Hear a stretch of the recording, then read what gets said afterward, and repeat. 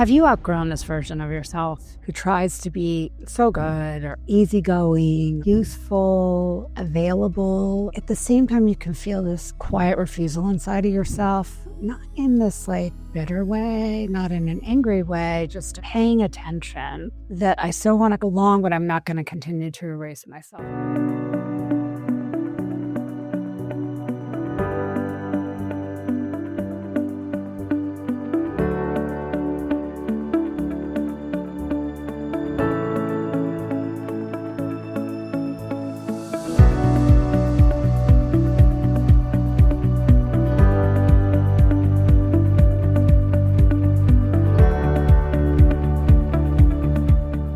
Hi, my friends. This is Dr. Lauren here, and we're going to be talking about a really interesting archetype, the triple goddess archetype. Originally, it was the Maiden mother Crone, but I see there is a missing step in this that more and more for us modern women. And so this is not a mythology lesson today. It's going to be a psychological look at it all through behavioral and psychological lens. Do you find yourself still kind of negotiating with yourself to keep the peace, saying no when you mean yes, or not really listening to your body, what it needs, or being confused by what you need? Well, you're in the right place. But first I want to start with the triple goddess, because it is the maiden, the mother, and the crone. And Robert Graves started it in 1948. And yes, no, a man couldn't actually author a woman's archetypes the same way today, but the cultural footprint is real and it's been around for a while. So it's linked to the moon, the waxing, the waning, the full moon.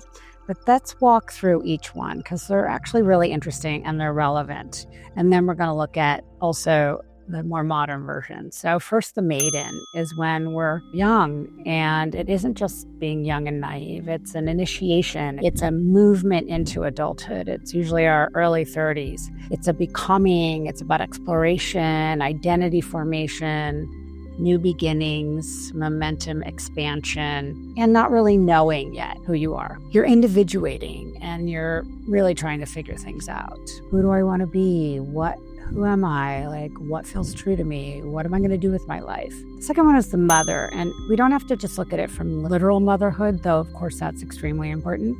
But it's creation, stability, attachment, it's settling down, it's nourishment, it's protection, it's sustaining life in any form that you've decided to focus on. That can include parenting, of course, caretaking, but also building a business, mentoring, community leadership, creating art, creating healing spaces, being a part of movements, creating movements, partnership building, and homemaking. So psychologically speaking, when we're self-organizing around responsibility and relational impact, that's around that mother phase.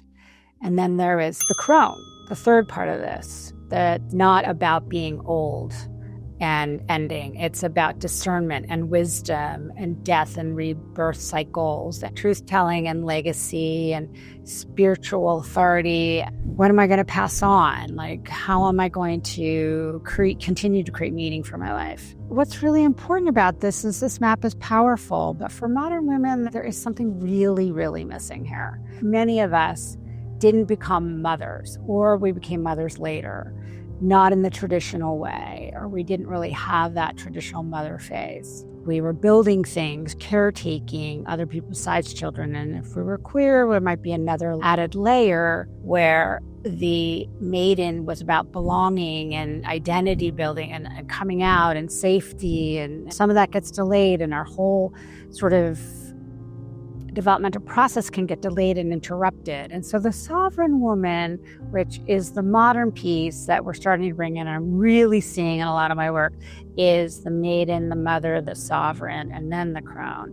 But the sovereign isn't always just right after mother. And in this day and age, with the psychological movements going on, I'm seeing it happening more and more in these other middle phases. But it also can come after the mother phase, the caretaking, the building, the parenting, the leading, the creating. It can be that part where around perimenopause and menopause, you start questioning, why do I keep losing myself?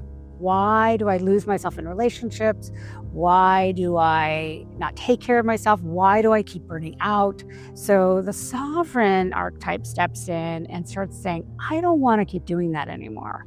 I'm going to change how I treat myself and how I commit to things. It's not about being hyper independent. It's about being interdependent, but also leading with what I like to call this inner authority, this like inner knowing, this inner trust that you build from all the healing, from doing the inner work, and not to be so beholden on other people's patterns or how they treat you, or if they give back or if they don't give back. It changes how you show up in different relationships and how you need to be authentic, and through an inner place of knowing yourself deeply. It comes from having a lot of experiences.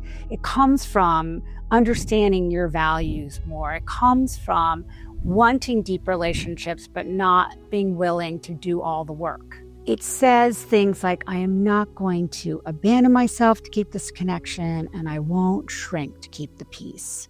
So this can really feel like a homecoming for many of us, and I see this happening so often at this period of time. And it's really exciting, and it really helps move us beyond those survival mechanisms we developed and all of the things that we've created to feel safe. It's an inner confidence. It's a relief. It's the end of negotiating. And it's a love of oneself. Now, every archetype has a shadow. And of course, the sovereign one has one too. And that is what I call the armored queen.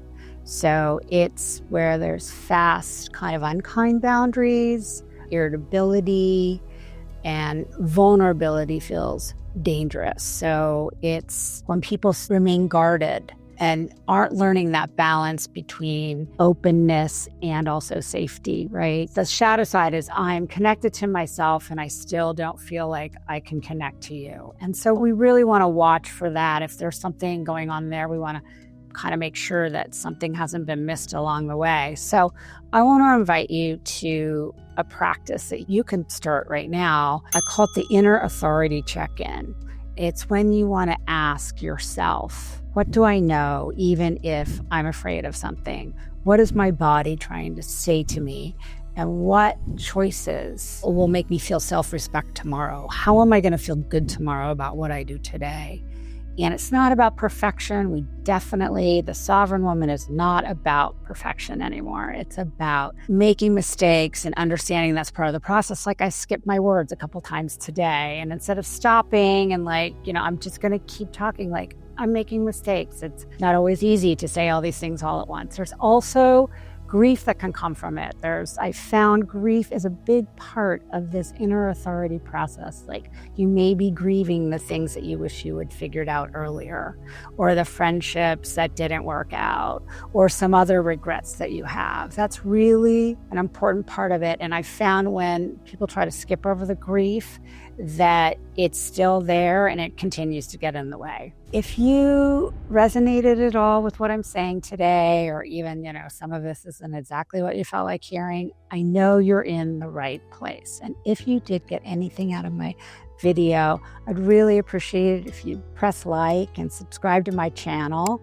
This rendition of my channel has been a long time in the making, and I'm really excited to be here now. And there's a lot more coming, a lot more tools and depth and videos to help you live from your own inner authority and to be owning yourself as a queer and lesbian woman, and to be really living in this place of absolute love and joy and comfort and peace. And thank you so much for joining me today. I really appreciate it. I'm so glad you're here.